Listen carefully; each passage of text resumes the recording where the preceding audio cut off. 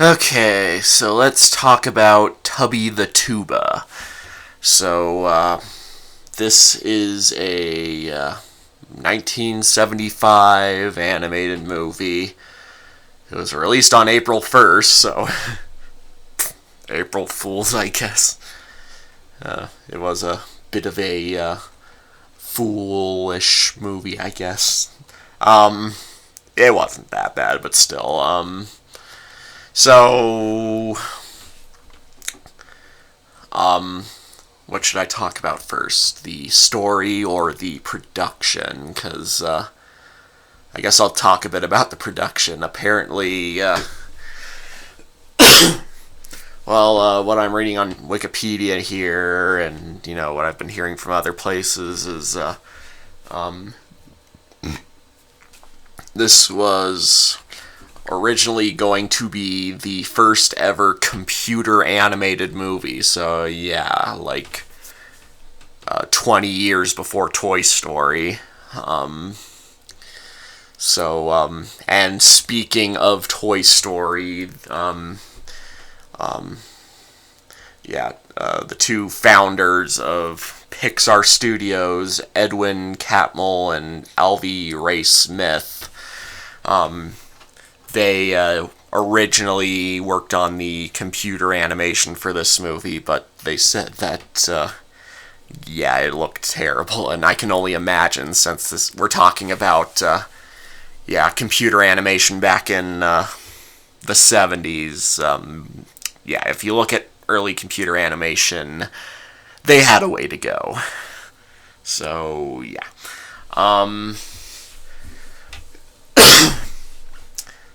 They redid the film, and it's traditional 2D animation. The animation wasn't horrible or anything. It was okay, I guess, maybe by, TV standards. But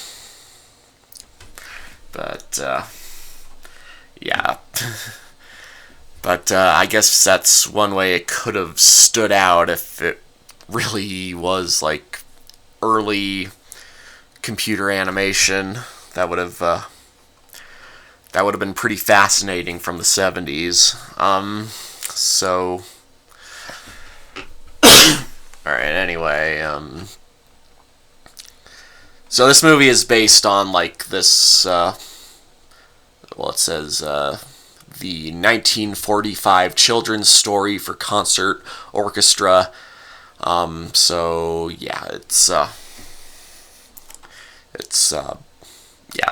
kids, orchestral story, and, it was, composed by Paul Tripp and George Kleinsinger. I guess, let's see. Yeah, I guess Paul Tripp also, narrated and performed the thing.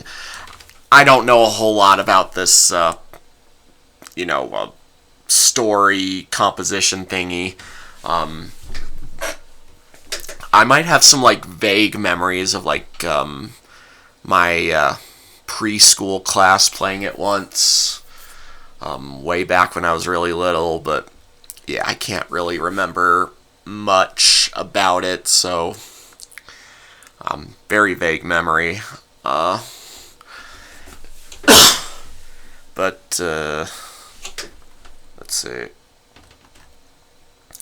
So, the Paul Tripp, the composer of the piece, he also narrates, and they got Dick Van Dyke voicing the main character, Tubby, and a bunch of other names I don't really recognize, although, I think some of these actors I've heard in other movies, there's an elephant voiced by Pearl Bailey, so she's a black woman, so, you didn't hear too many black people work on these kinds of movies back in, not kids animated movies, but yeah, she also voices the owl in Fox and the Hound, which, I'm about 6 years, or yeah, it's about 6 years after this movie, so get to that one later. Also, who I guess is the main villain of the movie, Ms. Squeak, is voiced by Hermione Gingold. Is that how you pronounce it? Yeah, she's she's the same lady who voiced the secondary antagonist, I guess, of what was it? Gay Paris. So she was the sister of the Paul Frees cat. Yeah. Anyway, so the story is we got Tubby the Tuba, who's not satisfied with what little he gets to do in the orchestra he performs for, because all he basically does is ba. So yeah, he decides to head out and search for his calling, I guess. Like, at first he tries to be a circus performer, and it doesn't really work out, but he does have a brief stint as this the story's actually all over the place. It's kind of like, so he goes to the circus, he he shows a talent for, the oompa is pretty, effective in getting the elephants to dance. So, yeah, he becomes like the star attraction of the circus, and then, he becomes super famous, and then the fame gets to his head, and then, he gets so much to his head that he tries this really dangerous stunt with his ability, and it ends poorly, and then he becomes a laughingstock, and then he heads out to this musical city to compete in some kind of thingy where he looks for a melody that he likes, and then he finds this attractive melody who he wants her to. Honestly, it's hard to get across the general storyline. It's about him. He's in love with the melody, I guess, but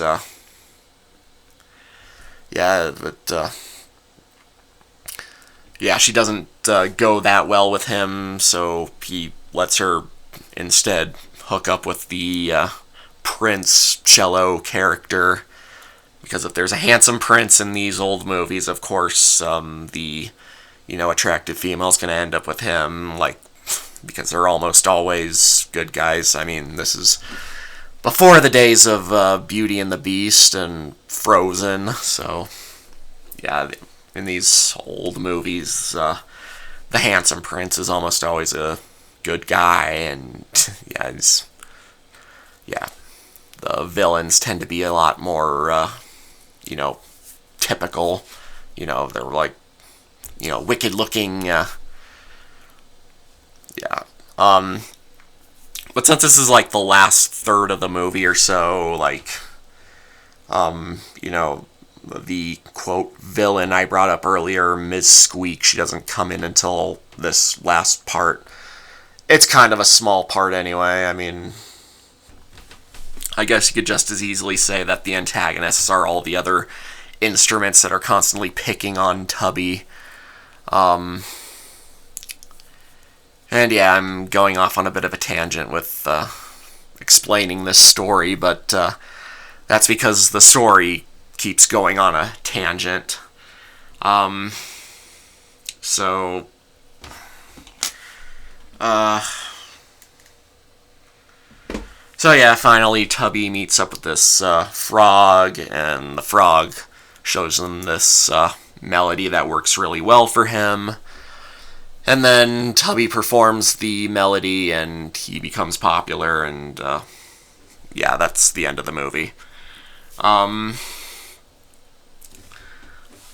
I liked parts of this. There were some nice little morals here and there, like sprinkled throughout the movie. There was some okay character development. I think there were, ingredients for a good movie in here, but yeah, what the final product didn't come together that well. At least not that great. Again, I thought it was fine, but yeah. So, what are my main issues with the movie? I mean, first of all, it's unfocused. Like, there's just all these little... I guess these might all be things that happened in the original story, so... I don't know, but still, it's a lot going on, and it's a lot of different directions we go in. So yeah, just all feels unfocused. Let's see. Try to... It's kind of mean-spirited, like practically every minute there's, like, somebody being rude to Tubby, making fun of him, being a jerk, etc.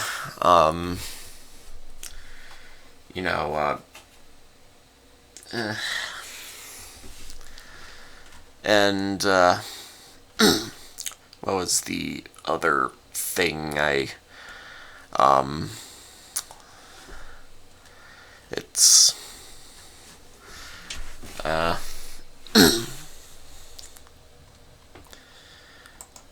oh yeah, the rules of this world are very confusing. So, yeah, so at the beginning of the movie we see these... So first of all, the world of this movie is made up of both anthropomorphic talking instruments, as well as, like, regular humans, and I guess there's some talking animals as well.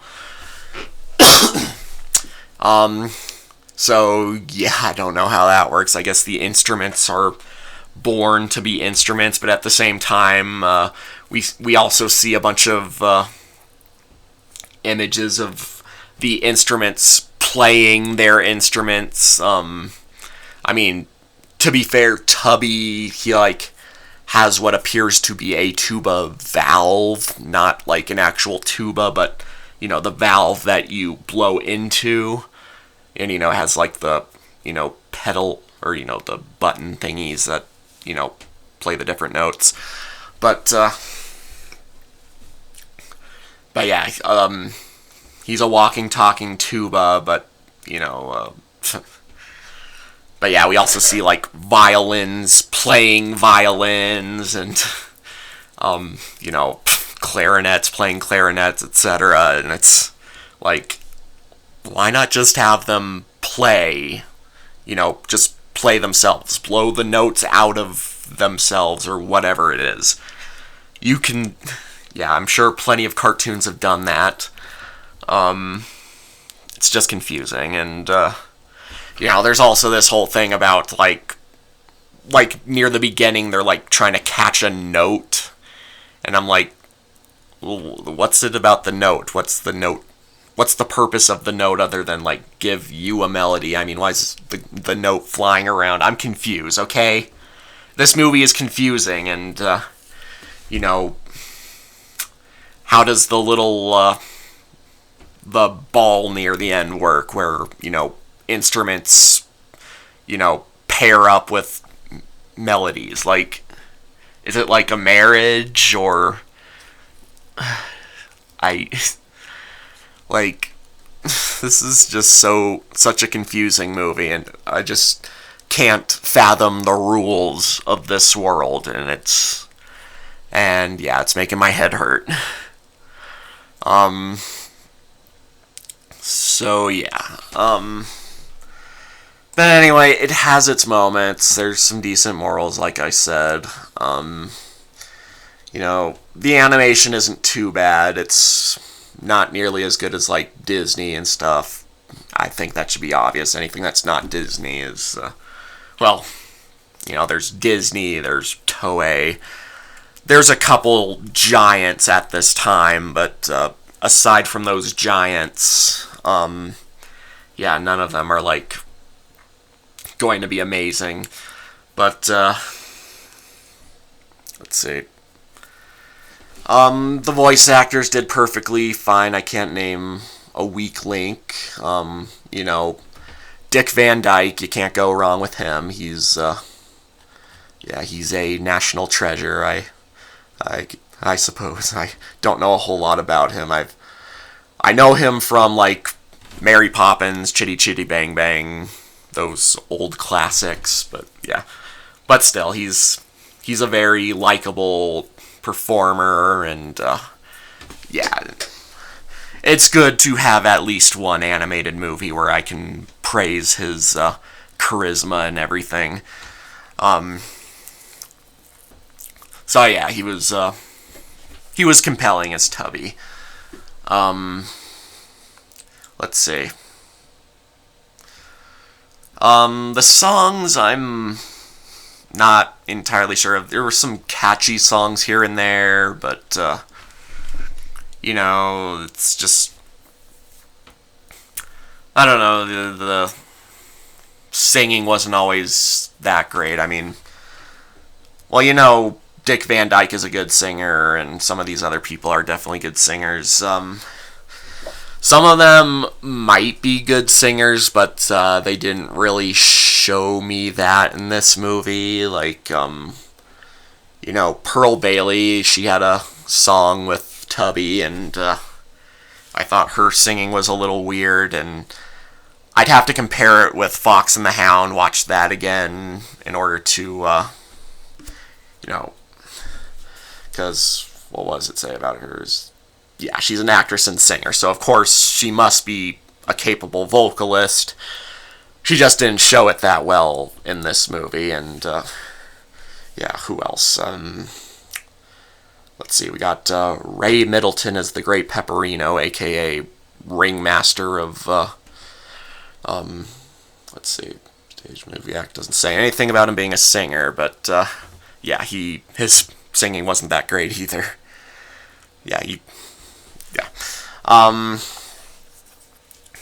But, what was I gonna say?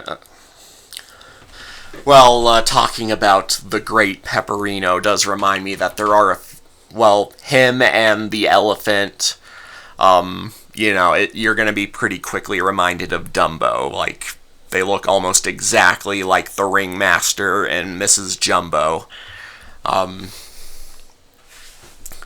I guess Pepperino isn't nearly as much of a jerk as the guy from Dumbo, but I don't know, he's still kind of a jerk. Miss Elephant is still a likable character, singing notwithstanding. I don't know, I have mixed feelings across the board with this movie. And I'm trying to decide what my rating would be, because it would probably be somewhere between a 5 and a 6, because, I don't know, I think there was enough charm to it to move it up a bit, so I'm kind of leaning towards a 6. It's just that, it's a very mixed bag of a movie, but I guess it was charming enough that I'll give it a 6 out of 10. Would I recommend it? I know there's a lot of people who, grew up with this movie and, they might be kind of biased. I don't know. It's, I mean, I guess you can decide for yourself if you're, like, if you have any kind of nostalgic connection to the original story, or maybe if you watched this movie as a kid, you can watch it again and see for yourself or something. I don't know. I'm not sure if I would, like, recommend the movie, but yeah, it's harmless, so for the most part, kind of mean-spirited at points, but aside from that, it's alright. So, yeah, this review's already gone over 20 minutes. It's, yeah, getting kind of baffling, but whatever. So, if there's anything else I feel I need to add, I'll put it in the comments. And I'm just going to leave it at that for now. Mash it and smash it, signing off.